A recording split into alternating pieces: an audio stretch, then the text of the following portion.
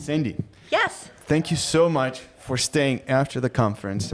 I don't know how you guys did it, but it's so much energy in 2 days, and it's probably a lot more energy to put this together. Just for people that don't know what I'm talking about, can you briefly say where we're at, what we're doing here, Yeah. and why you guys are doing this? Sure. So I work for LightWave Dental. LightWave is the first and only, I do believe, dental leadership organization. We're a DLO, and we pride ourselves on creating leaders, developing leaders, and working to give our all of our company the skills to be leaders, to step up to the plate, to lead our companies to success, our offices to success. Our LightWave launch, our first one was in 2022. And it's a dental leadership organization conference. And what we do is we work on leadership skills. It has nothing to do with dentistry. It has to do with culture. It has to do with inspiring each other. It has to do with going back as better people to do our jobs well. That's amazing. And it is truly no clinical discussion. Correct. Poked into a couple of rooms, and there was pretty much just how to get better at leading the team, hiring, and all these things. Why do you think, and even going back a little bit, why do you think this model is so successful, the dentist leadership organization instead of the typical dental service organization? Well, one thing is we're dentist owned and dentist led. So our offices and our teams have skin in the game. So their success is our success and vice versa. So for them to want to be better helps themselves personally, helps their office, helps their teams, and also helps us as a company. So it plays into our success. That's amazing. When did you join? I started working, my office was one of the founding offices with LightWave Dental in 2016. The company was funded in November of 2016. The two doctors I worked for at the time was Dr. Bruce Hutchison, Dr. Michael Gorman. They were founding doctors with LightWave Dental. I worked for 14 months for LightWave Dental as an employee within the practice. And then in January of 2018, I left my clinical practice as a dental hygienist and went to work for LightWave Management. That's amazing. What a career path. Yeah, it was amazing. I did it for personal reasons, but I just needed some more flexibility with my job. But I would never go back just because it's been such a great experience for me. I've loved my job. Right. And maybe a little bit if you can touch on your upbringing, because I think you have a fascinating story. You briefly shared just the top of it, but I wanted to put it on record so Sure. I can go back and listen to it again. Okay.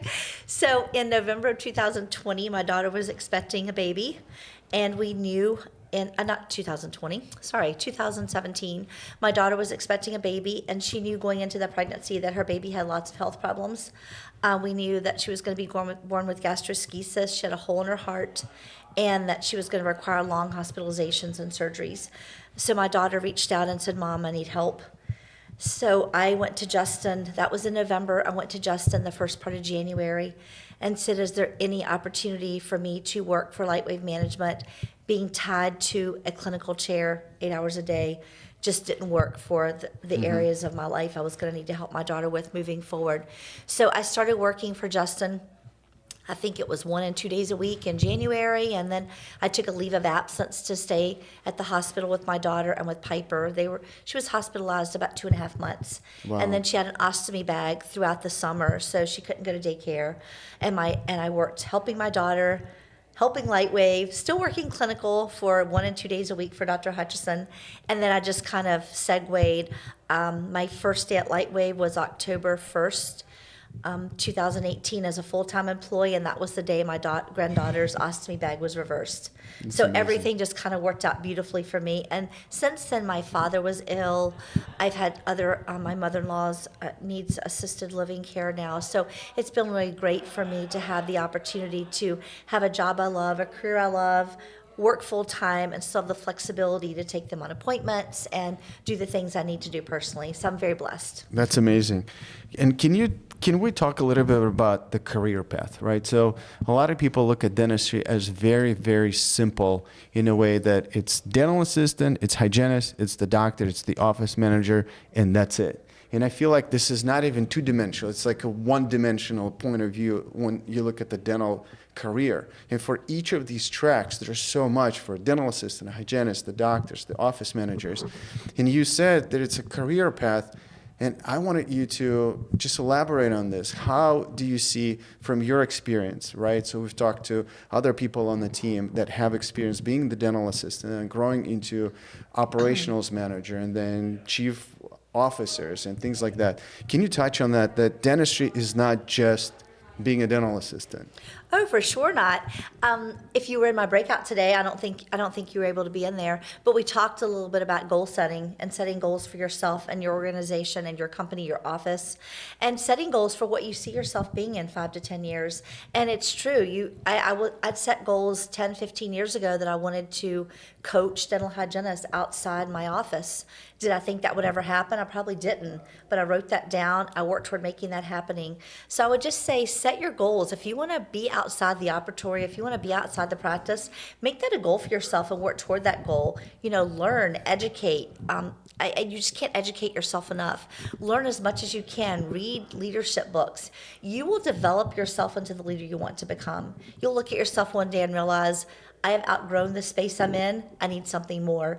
And the good thing is with a dental leadership organization like LightWave or other organizations, there's the ability to step up and elevate your seat to those different levels. Right. And if somebody's stuck in the career or in the job, what would you recommend? Like, what would be the first step?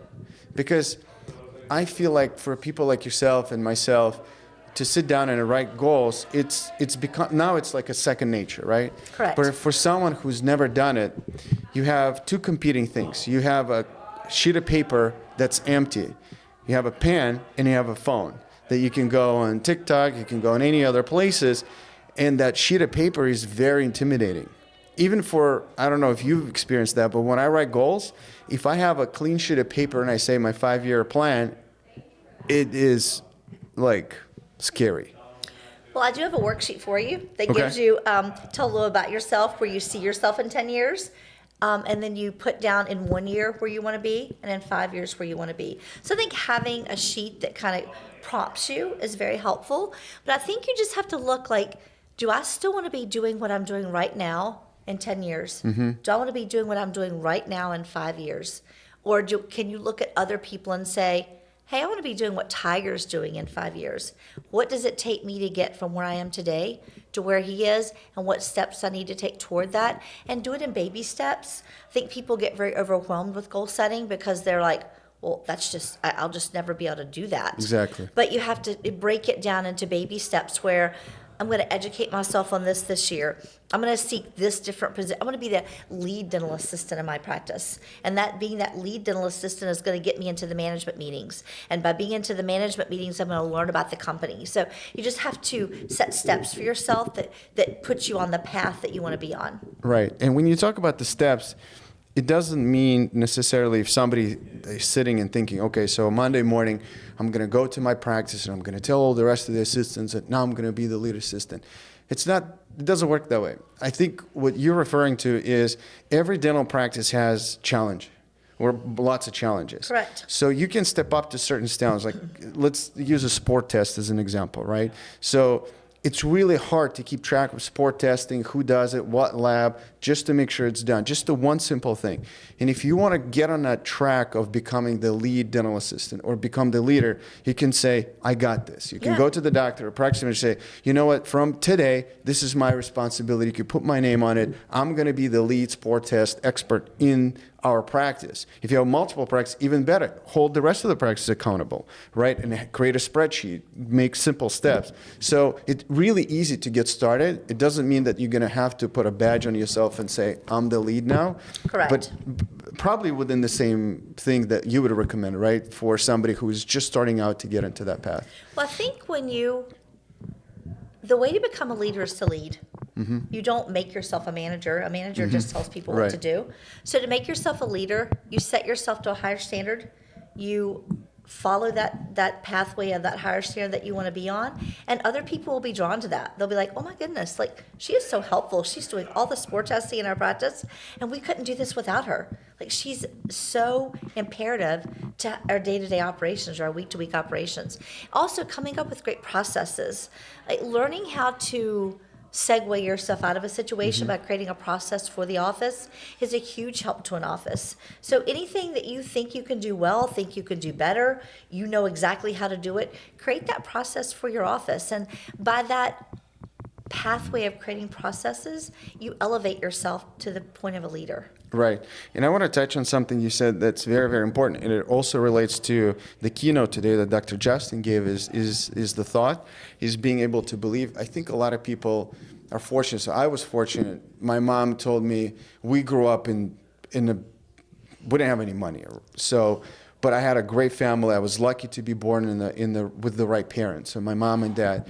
And my mom, out of nowhere, she would always call me a millionaire. She will say, you're a millionaire. She wouldn't say like one day you will become. She would just simply say, you're my millionaire, right? Out of nowhere. And that created an environment where it wasn't even a question for me that, oh, it's impossible for me to get there, or it's impossible, or it's like, oh, I will never be able to. That doesn't even cross my mind.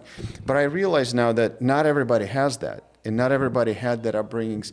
And so if somebody would write down the goals, and the first thought is, I'm not worthy of that, or I can't achieve that, or I can't accomplish that, they probably need to work on themselves, right? To just convince themselves that, no, you are worth it. It doesn't matter what kind of goal you put in. You're worth it. You should be able to pursue that. Yeah, and that's easier said than done. I read the book Who Not How, and I don't know if you've read that book or not. It's a really great book. Yeah, but Don Sullivan. Look for people who can help you get to where you want to be. Don't get so caught up in the weeds of how you're going to do it.